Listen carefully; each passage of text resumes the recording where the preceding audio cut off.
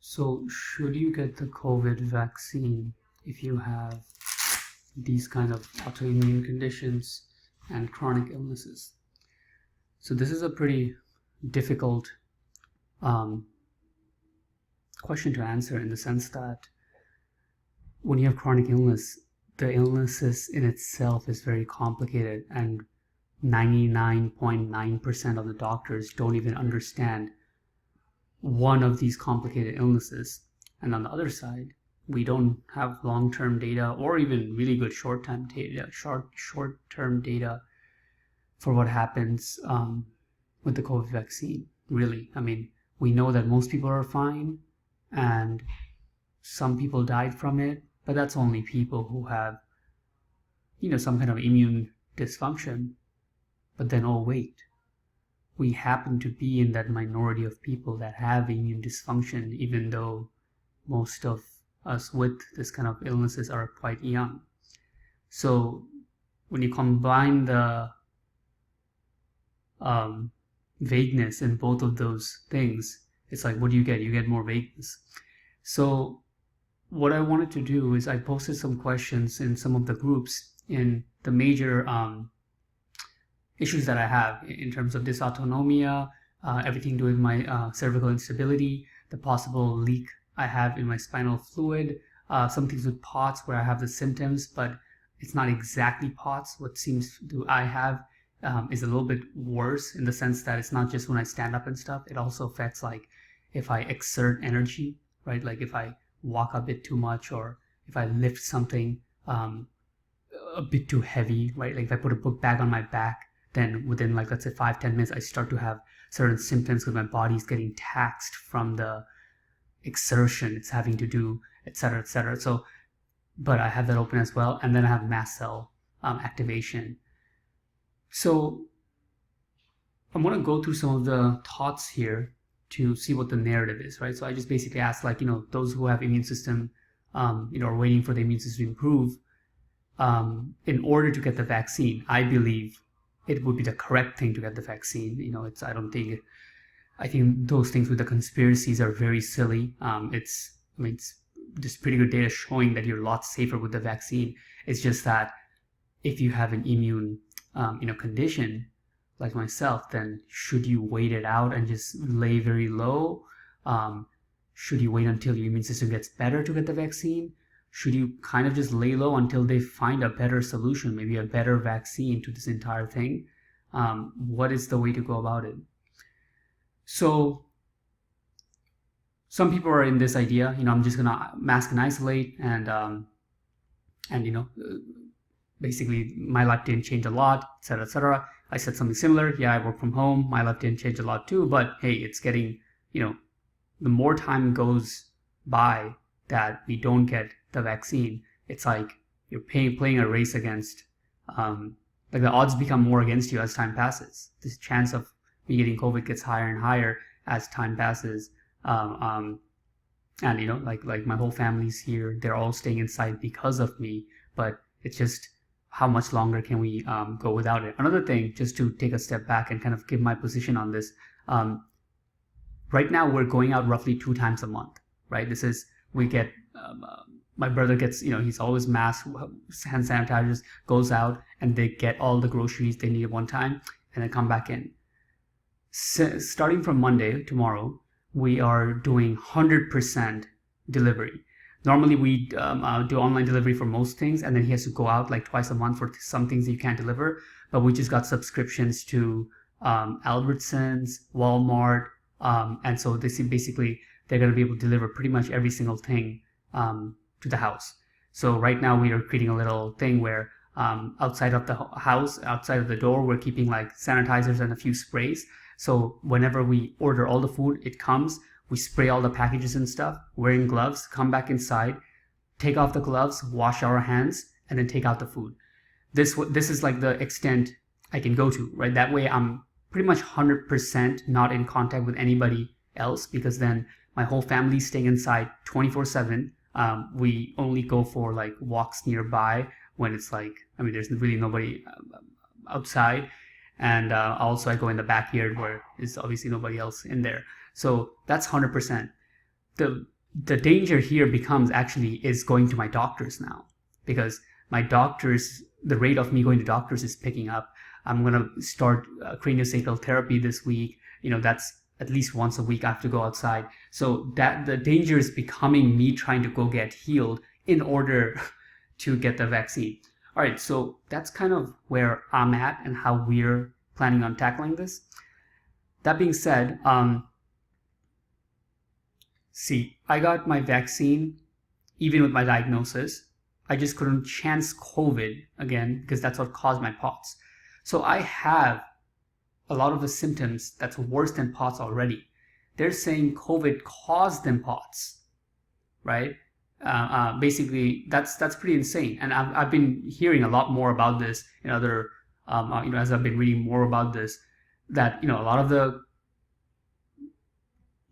the symptoms that people got to end up in groups like this was because they got the vaccine or they got COVID, right?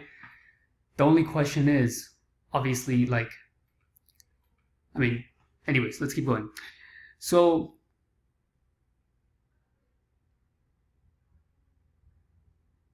you get the jab on top of wearing mask and stuff. So this is what I would like to do. I would like to get the vaccine. Preferably, I would like to get double vaccinated, and then I would still wear the mask and everything to make sure. That would make me feel better to just be able to continue to go to my doctors and deal with everything. Whereas right now I have no vaccination, and my autoimmune specialist actually just straight up told me that if you get the COVID, your chance of surviving it is pretty slim.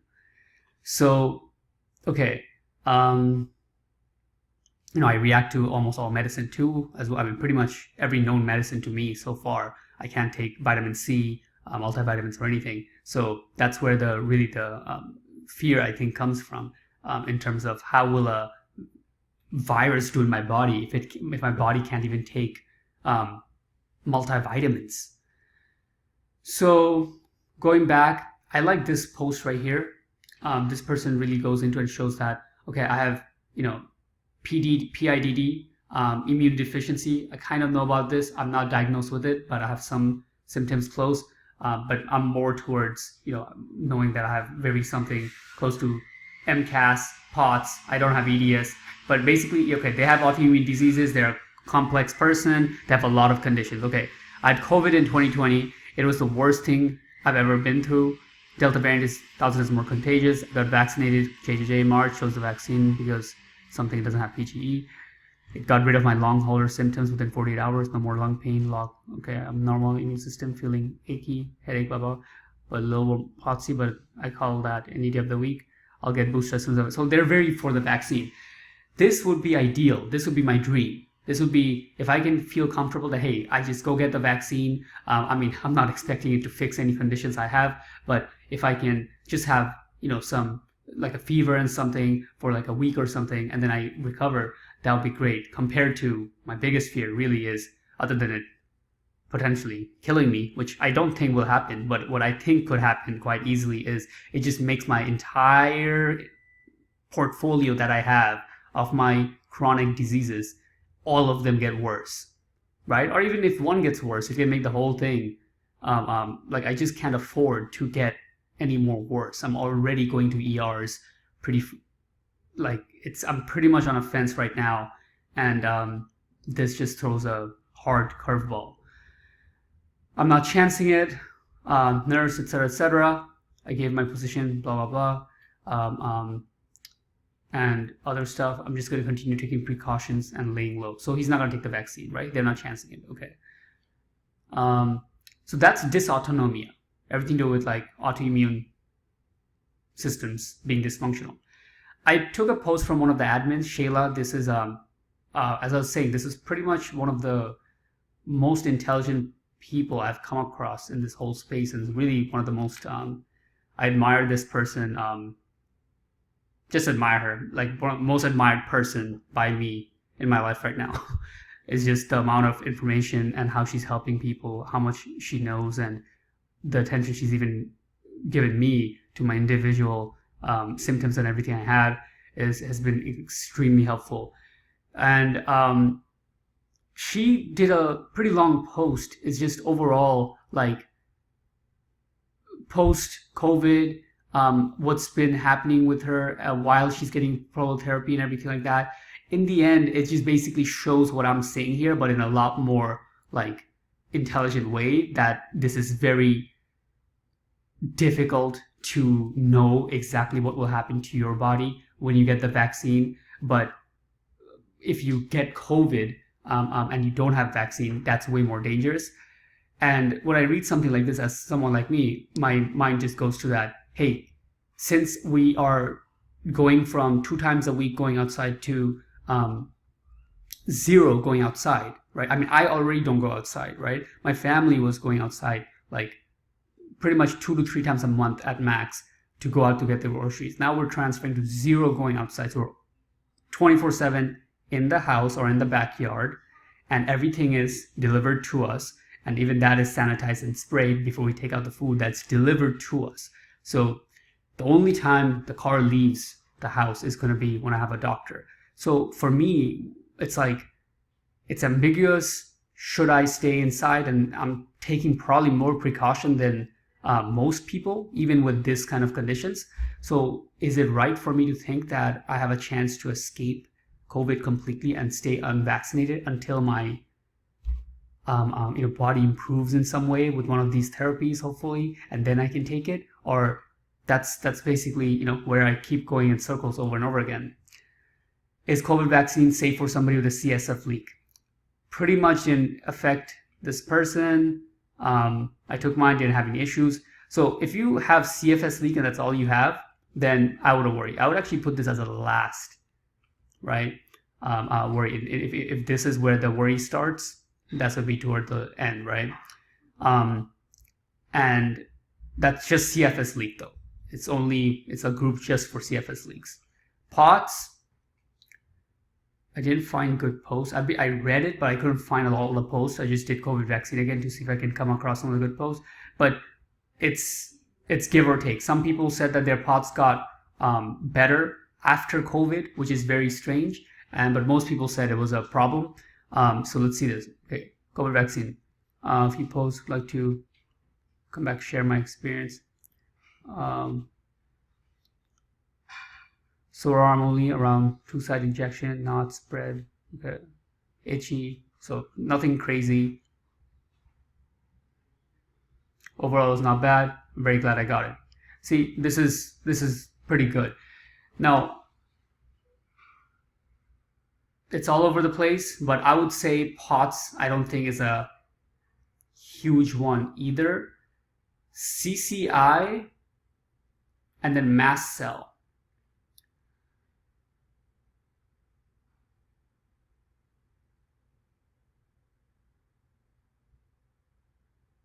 See, I've never stopped flaring since catching the virus, and my symptoms are only getting worse over the last 13 months because no doctor believed I had long COVID. Okay. And then same situation before COVID. For many years, I had occasional symptoms, mild illness, etc., real unpredictable ways.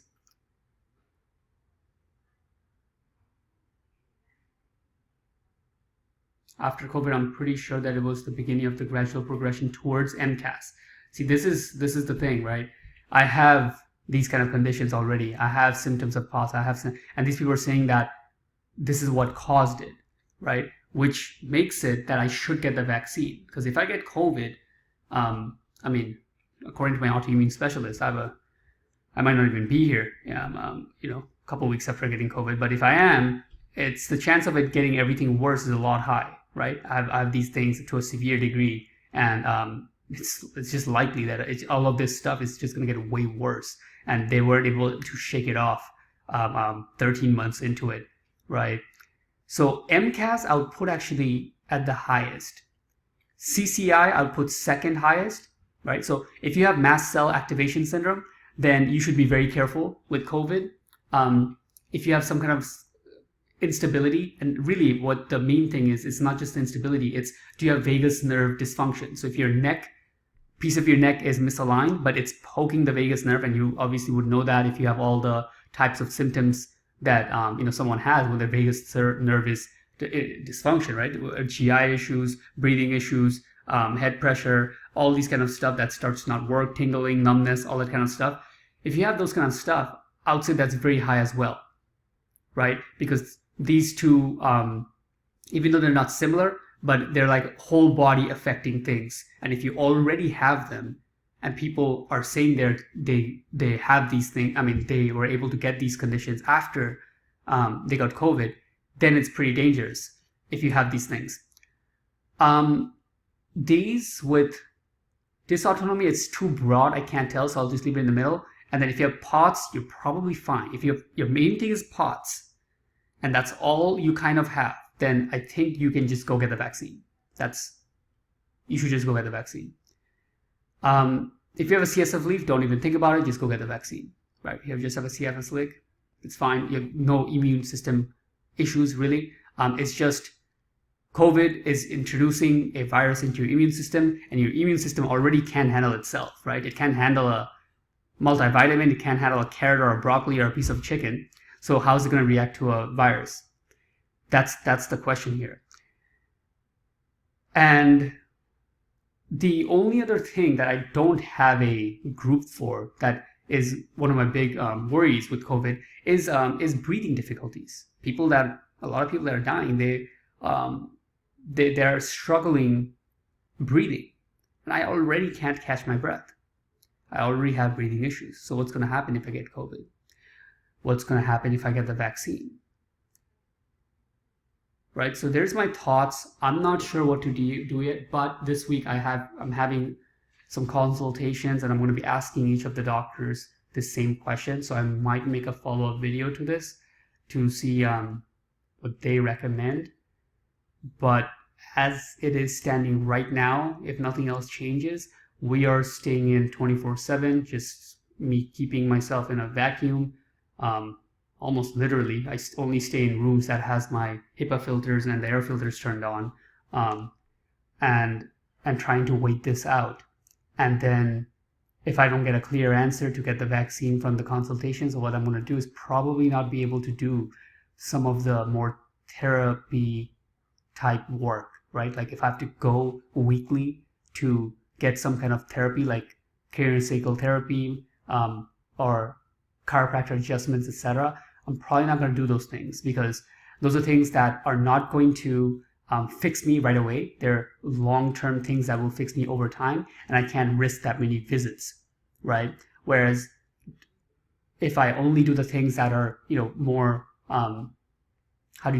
like has a higher chance of like making a big impact, positive impact on my health, but it doesn't have to me go out all the time, that those are the ones I want to focus on, such as prolotherapy, PRP to my neck, such as the program that I'm looking to get into with the killing the infections that I have in my body, gut, and all that stuff I made in my last video. I might focus on those things and just stay inside, and then see where this goes.